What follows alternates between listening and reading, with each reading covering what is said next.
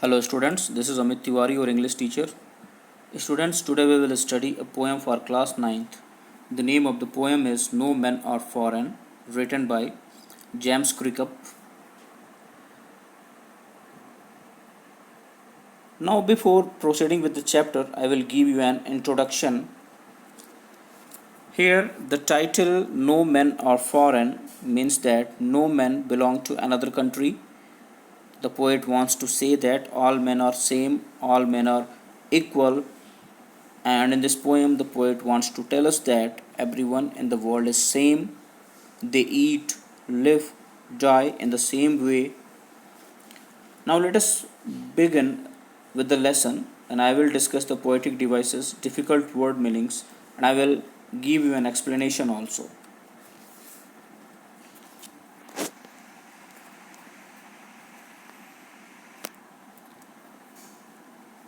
Remember, no men are strange, no country is foreign. Beneath all uniforms, a single body breathes. Like ours, the land our brother walk upon is earth like this, in which we all shall lie.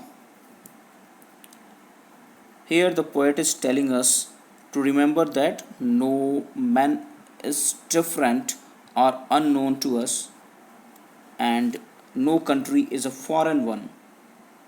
All of us live upon the same earth. Whatever different kind of dress we wear, it is a human being that is alive and breathing under every dress. The land we walk upon and the earth we live on is equally shared by all of us, and it is within the depth of this earth that we all of us will lie after we die.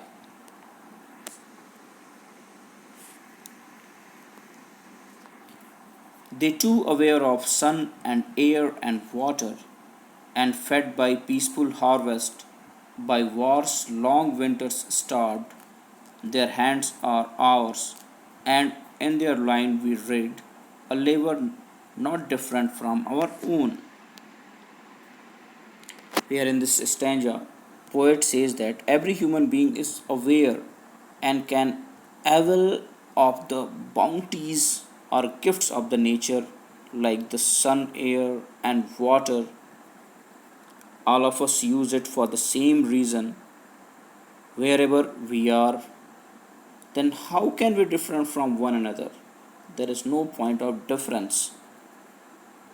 The food we eat is provided by fields and the trees we plant, and the process is the same everywhere, whether it is foreign land or our land in which we reside, we live. They also like peace as we do.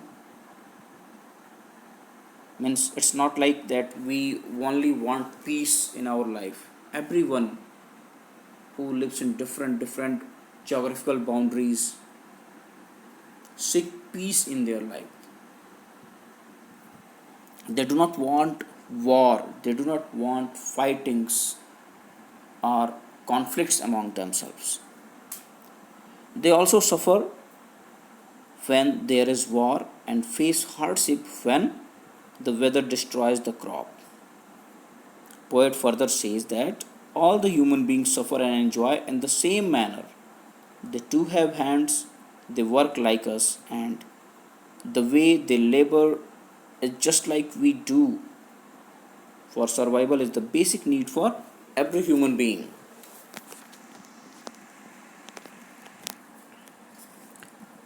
Remember, they have eyes like ours that wake or sleep, and strength that can be won by love.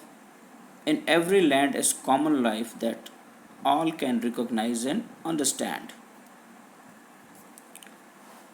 In this stanza, poet is reminding us that they all have eyes like us, wake up, sleep like us, and understand the strength, the emotions, the love.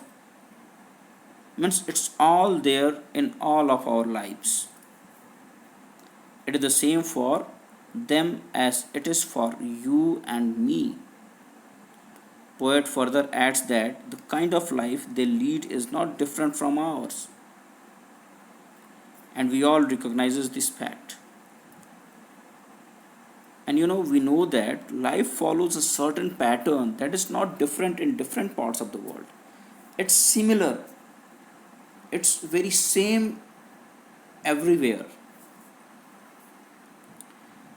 and it is essentially birth, growth, and life, and eventually death. It's same everywhere, and this is the normal pattern which everyone follows or everyone have to follow, irrespective of the caste, creed, religion, sex, or geographical areas.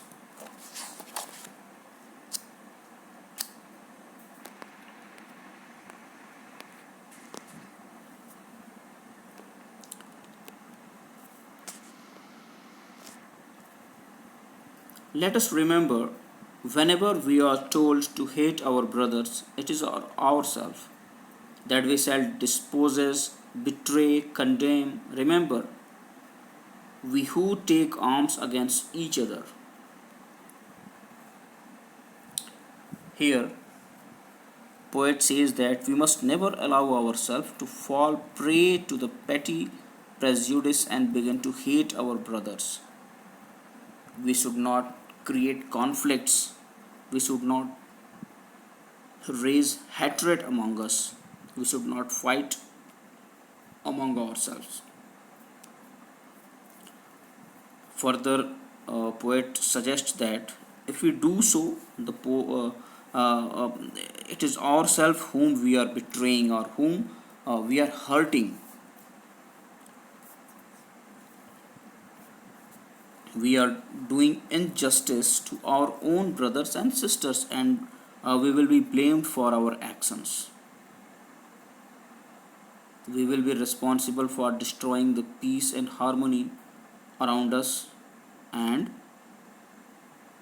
we are destroying the very essence of peaceful existence, which is detrimental for life itself. It is the human earth that we defile. Defile means make dirty or pollute. Our hell of fire and dust outraise the innocence of air that is everywhere our own. Remember, no men are foreign and no countries strange. Outrage means the innocence of or violate the purity of. So here in this stanza, poet says that when we take arms against each other, we are destroying the earth.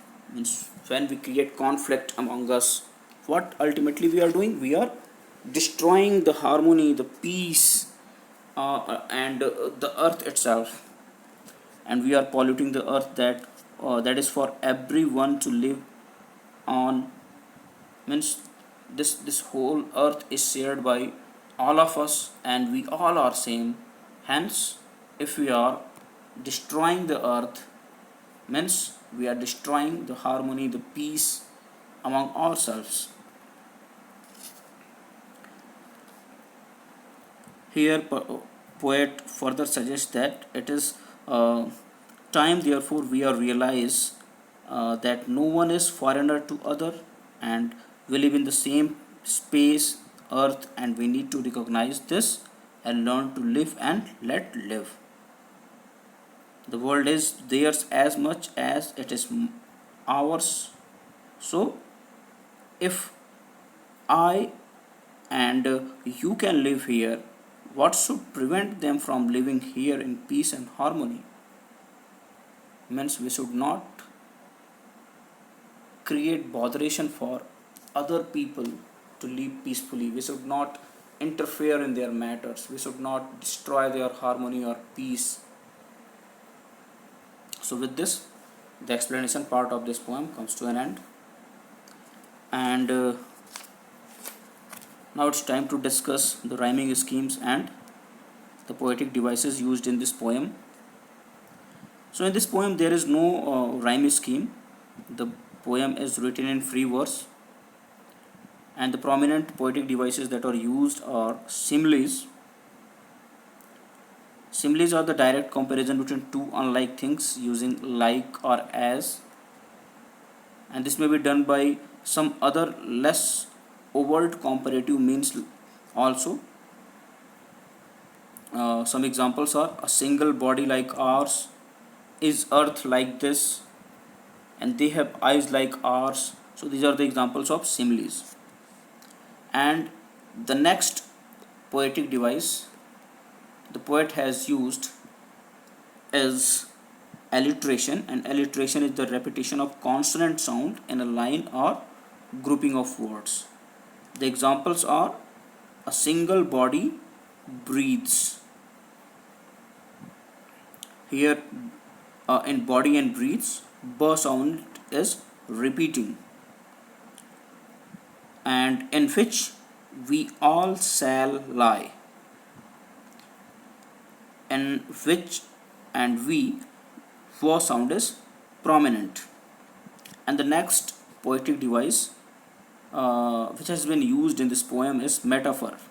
Metaphor is the comparison of two dissimilar things, oftentimes by expressing that the one thing is actually the other. And the example could be our hells of fire and dust.